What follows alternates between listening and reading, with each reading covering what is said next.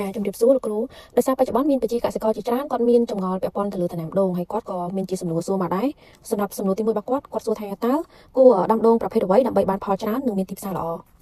សូមឆ្លើយសំណួរទី1តើដាំដូងប្រភេទអ្វីដើម្បីបានផលច្រើននិងមានទីផ្សារល្អចំពោះមុខដែលខ្ញុំបានស្គាល់ដៃគូដែលគាត់ខាផ្នែកនាំចេញទៅកាន់ប្រទេសចិន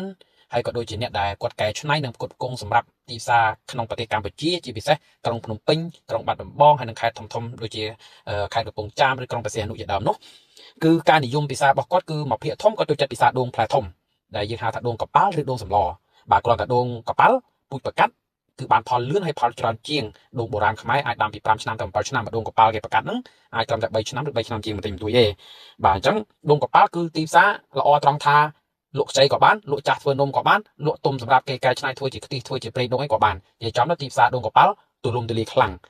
អញ្ចឹងល្អដោយឡែកដូងក្រអូបបាទដូងក្រអូបគឺទីផ្សារបានទាំងផ្គត់ផ្គង់ក្នុងស្រុកនិងការនាំចេញ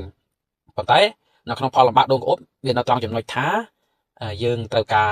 បច្ចេកទេសដើម្បីថែទាំឲ្យបានចាត់ទៅវាក្រអូបល្អហើយវាមាននៅទំហំផ្លែហ្នឹងធំហើយសម្បល់ស្អាតអាហ្នឹងគឺចំណុចដូងក្រអូបវានៅកន្លែងហ្នឹង